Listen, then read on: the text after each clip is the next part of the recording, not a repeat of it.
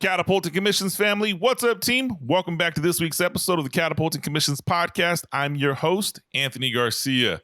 Today's guest comes to us from the beautiful neighbor up north in Toronto, Canada. Now, let me tell you a little about Jamie Shanks. He is a best-selling author. His books, Spear Selling, Social Selling Mastery. He's the CEO of Sales for Life, which is a incredibly successful sales training organization.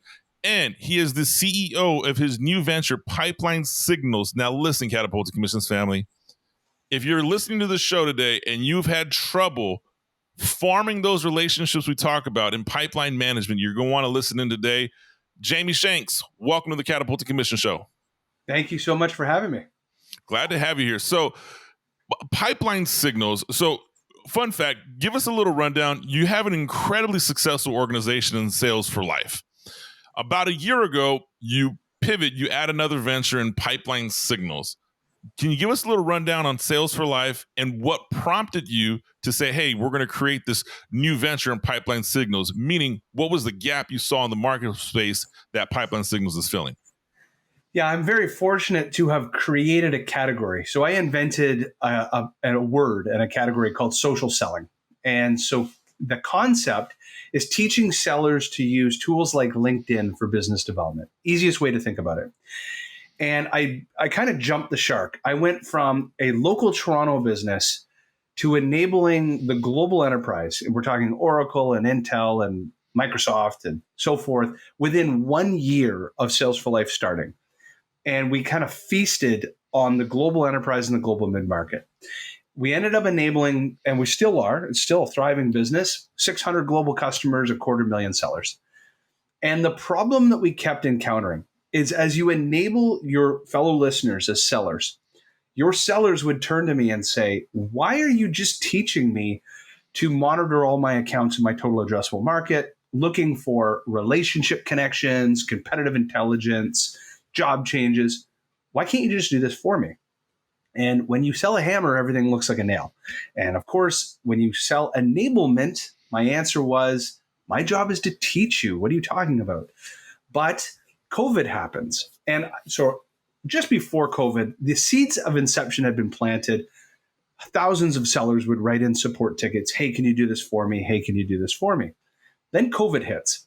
And up until that point, I spoke at about 30 to 40 sales kickoffs, quarterly business reviews every year. I was on 80 flights a year for 5 years in a row, all around the world. COVID happens, takes me off an airplane for what seemed like it was going to be forever. And it bought back about 50% of my life because I was on the road 50% of the year. And I turned to my business partner and I said, Amar, I've got this business idea I've been sitting on for a while. And it's basically the sister company to Sales for Life. It's the do-it-for-you business to the teaching business that is Sales for Life. And so in 2020, we alpha and beta tested it with a few Sales for Life customers. And by 2021, we incorporated the business. And the job of the company is we take over that mundane, rote, mechanical research that you as a seller need to do in identifying every job change, every relationship of somebody leaving your happy customers and going into a prospect, or who's connected to your competitors. You know how much time that takes, and you're being paid to drive outcomes, not be a researcher. We take that off your plate. And we identify all that intelligence. We route it into your CRM as task notifications and new contacts. And it's been a huge hit. It's scaling quickly. We raised capital because we found that the problem was you liked having it being taught to you. You love having somebody do it for you. You know, I think that's universally applicable for all salespeople, right? I love knowing the information. I don't love implementing some of the things. Some of the things, as you say that, right? I look at things that sales professionals fall on the cracks on. I just had a conversation with a client the other day that part of the farming of a prospect, specifically when it gets into enterprise sales and longer sales cycles, is being that detective and knowing everything about your prospect. And it's genius in what you have here in saying, hey, we get that done for you. So now I mean, how in depth do you recommend people go in pipeline signals and managing their quote unquote the social selling or knowing about your prospects? I mean, is LinkedIn the only place you're utilizing? Are you looking on Google? Are you looking for nonprofit donations? I mean, how in depth are you going tracking your prospects here? Yeah, we're focused on one major data set for a reason. Basically, think of it as this way. So, human capital, humans, the Mm-hmm. people within a company, and I'm holding a Yeti water bottle. So, you want to do business with Yeti. Well, Yeti, the company, doesn't make decisions. The people within Yeti are the ones that make decisions. Human capital is an ultimate leading indicator. The direction at which human capital ebbs and flows is the leading indicator to where a priority is going to go into a business or out of a business. So I'll give you an example. When somebody hires a new executive, in the first 100 days in their job, up to 70% of their remitted budget, that executive is going to either physically or mentally deploy because they have to make impact within about a quarter. Or as an example, you're in customer success. You're working with a happy, successful customer, and your champion ups and leaves and walks out the door. But they're the ones that was kind of holding your program or your solution together inside the organization. And when they left, the priority just walked out the door. And so we're focused in on the human beings and the people going in, up, and out of every company. And if you monitor that data set and you get great at understanding that there's an opportunity and a threat in almost every example. It's called an asymmetrical competitive advantage. And just think of it this way. You're working the Yeti account as a prospect. And one of your customers, Apple, I'm wearing an Apple Watch, Mm-hmm. ups and leaves and goes into Yeti. Your advocate, your brand ambassador just walked in the door of that company, and they can be a maven for you. And that is an asymmetric competitive advantage that your competitors can't do much about. It's your relationship. And so we're monitoring that at scale. And that's why focused on LinkedIn specifically for right now. It may expand over time, but focused on LinkedIn because it is the fastest user generated transaction of where people are coming and going out of businesses. Now, is okay. So I love the concept. I think there's incredible merit here, and obviously, proof of concept has passed. You're running a successful business with it. Catapulting Commissions family. My background. I mean, I've spent nearly 10 years in medical sales. Over the 20 years I've been in sales, 10 years was spent in medical sales, and it was constant relationships. Right, somebody would go to a different hospital, someone would travel, and you're trying to keep up with these folks. So I like the concept here. Is this now this? I don't know if this goes into sales for life or this goes into the pipeline organization. Are you just notifying your clients and saying, "Hey, this person made a change," or are you prompting them like, "Hey, here's a strategic outreach opportunity," or how is that designed? Is that by sales rep Great, or is that by you guys? great question. So Pipeline Signals does a couple things. It Okay. routes the intelligence into Salesforce as a task and a contact aligned to an account. So it says, John Smith just left your happy customer Yeti, and they've moved into your prospect Apple. They were a customer 2 years ago. So it creates this descriptor. Here's their LinkedIn profile. Here is their email address.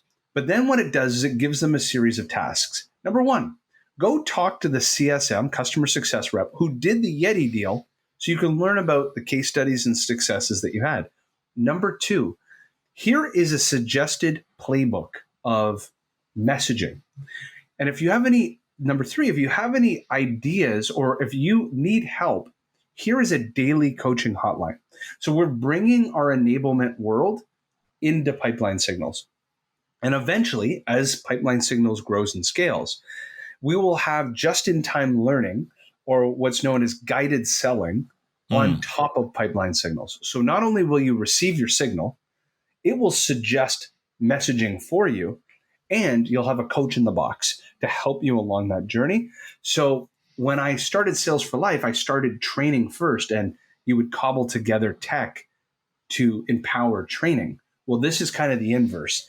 Let's give people the answers to the test and then give them the human help as they need it on top of it as a supporting mechanism. Holy shit. Jamie, that's genius. I have to be honest with you. I have, as I said, before we start recording, we're over 100 episodes. I have interviewed founders, CEOs of different sales organizations, sales enablement.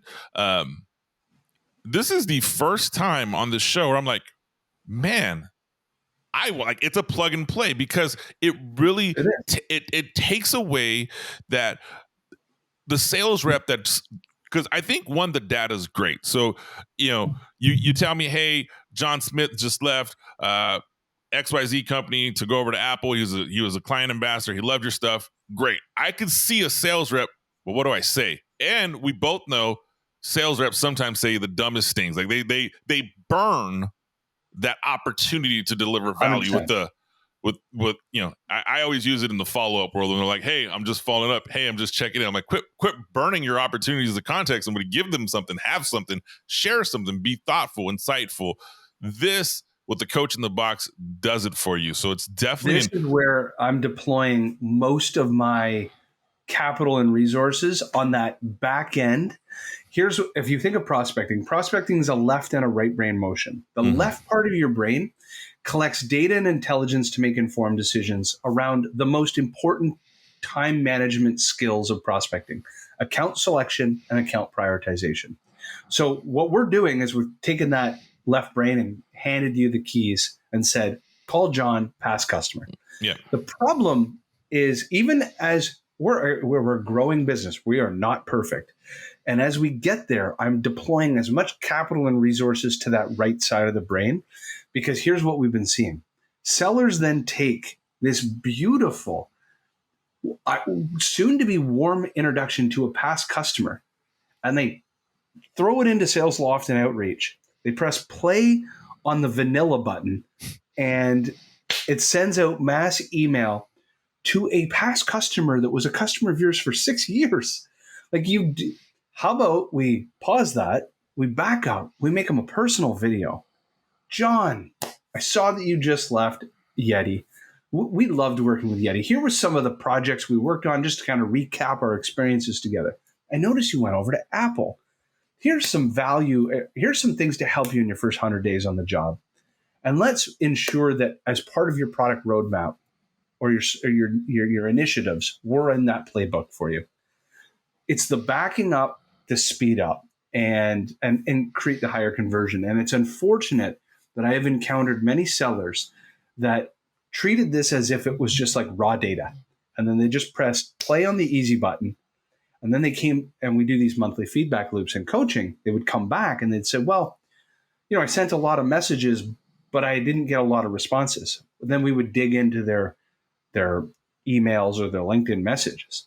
And I'm like, well, garbage in is garbage out. This is terrible. Mm-hmm. Like, be the customer for a second. They are your past customer of 6 years, and you just said that to them. You basically treated them like a widget. Like, what do you think they were going to say? Or not say to you at all?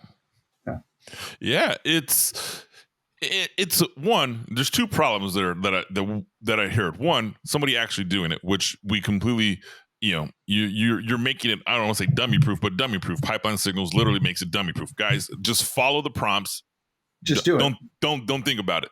The second part is, yes, get this mass dehumanization of prospects gives sales professionals and people who love, live, and breathe this industry, such as you and myself, sometimes gives us a bad name. When you tell somebody what you do and they associate you to like the bad sales experience they had with somebody who treated them just like a number or just like a old commission check, however we want to describe it.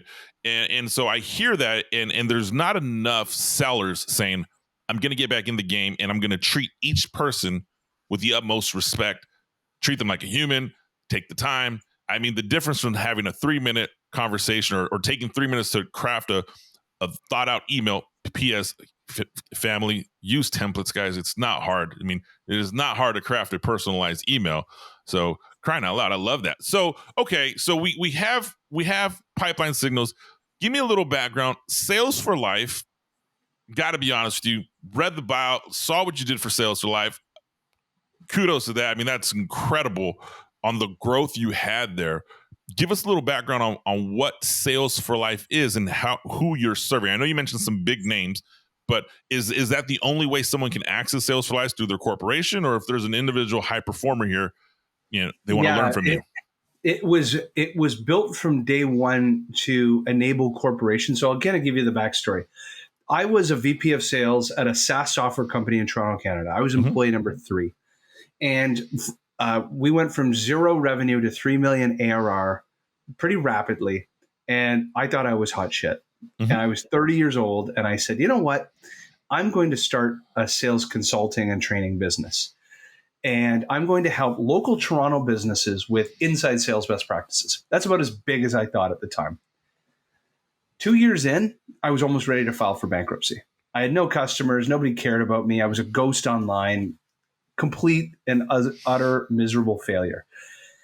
And it was through my own failings that I realized that I can continue. It was truly the definition of insanity. I could keep doing what I was doing and get nowhere, or I could change the way that I engaged customers. And for whatever reason, in the middle of the night, every night, as I can't sleep, eat, I'm sick to my stomach, and we're poor, I would sit in front of my laptop and I would just stare at LinkedIn.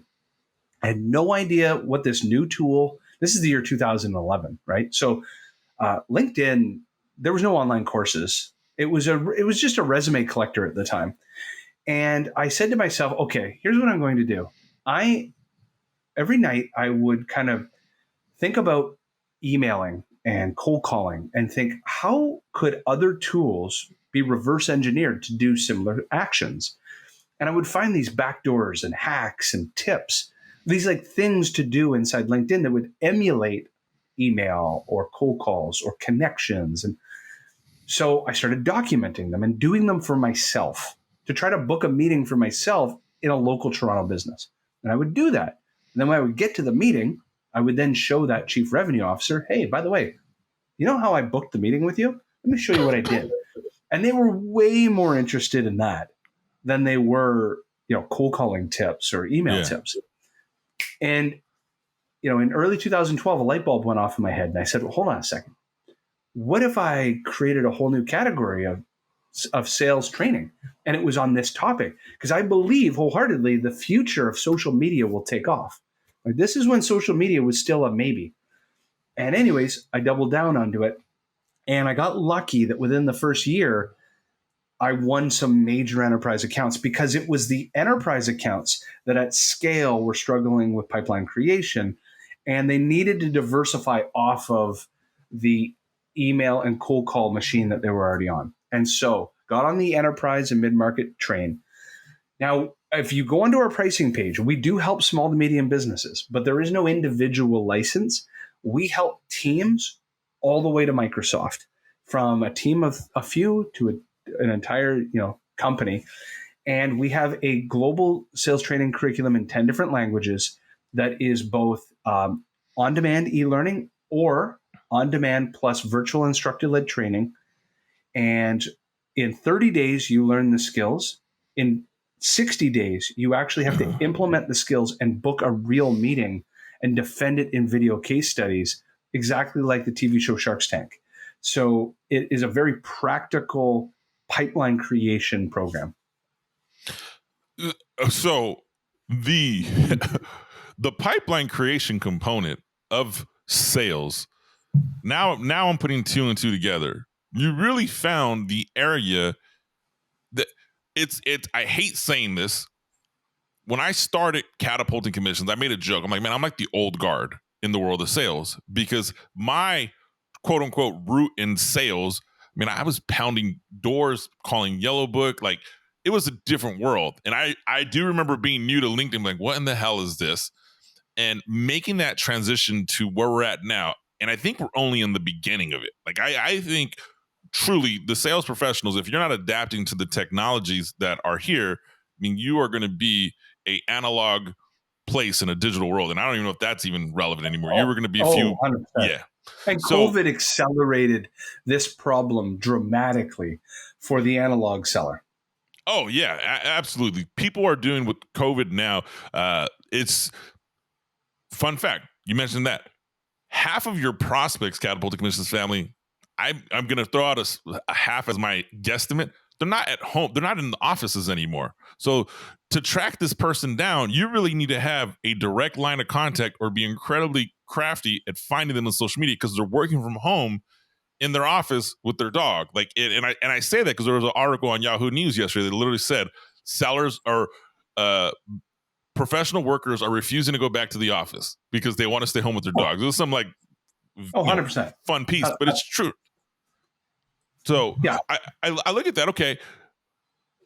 And with sales for life, would this apply, let's think of the small businesses. Would this apply for some of the founder-led sales companies that exist? Because I think of all the startups and some that consult and work with me where they are in that founder-led sales. And for a lack of better words, their attempt at creating a process of a sales process doesn't go out as well as they'd like it to. And now they find themselves backtracking, losing revenue. You and I both know if you implement a wrong sales process, it actually costs more money than it generates. So is this something that's applicable for like the small business for that? Hey, I just want to learn my own before I hire a sales team. Yeah. So it's for any seller who the concept is this. So there's two programs. One inside is called Social Selling Mastery, which is an inbound sales motion. And it teaches the seller how to develop an online brand and reputation, share content, develop a social network so that one day fish will jump into the boat. But for most of us listening on the call, the big nut to crack is an outbound sales or self-generated pipeline machine where you are targeting an account and creating an opportunity. In the second program, it's called SPEAR, which is an acronym that stands for Select, Plan, Engage, Activate, and Reprioritize. That is actually the motion that a seller takes. So first thing, you have what's called a total addressable market. I live here in Toronto, Canada. So let's say I'm a geo-based or geography-based seller. Province of Ontario is all of my oyster to select from. Where sellers spin their wheels is they start calling A through Z through the phone book. I need to select and prioritize and narrow that down to a distinct amount of accounts. How do I do that? I use signals. I use buying intent signals. I use relationship signals. I use time-based signals like job changes to figure out, and I shrink my pie, let's say down to even 5, 10 accounts. From there, I need to develop a plan. Who are the key stakeholders? What information do I need to capture to make an informed decision in helping them? How do I engage them in a bold and different way? Then I engage them and become omnipresent. I email them in a multi-touch cadence. I send a tweet. I LinkedIn email them. I text them. I make them a personal video. Now I then move to the next thing. I activate that account and I start preparing to try to move it towards a demo or a discovery call. So the concept is our program is from zero to meeting booked. It is to book meetings. Yeah.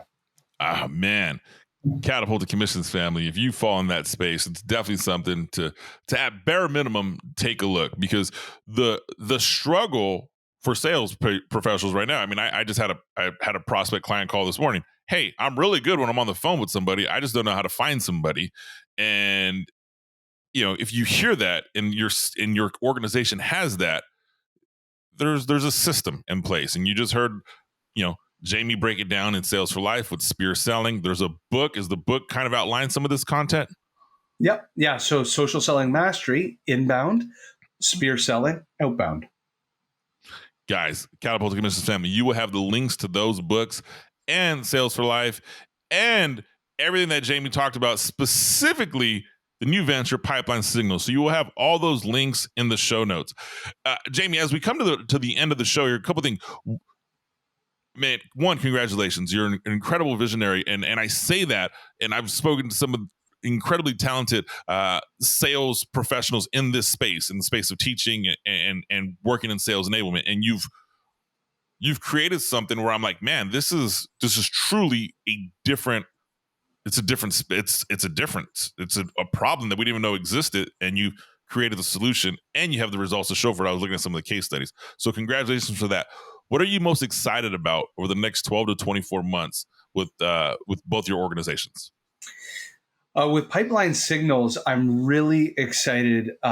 We're on a mission 100, 100 customers. Get to 100 customers, go well into deep into product market fit, and just then have the resources to be able to share with the world some best practices, some use cases from around the world where right now we have dozens of customers. I want to get well over 100 where I can correlate all the intelligence from those customers and share with the world.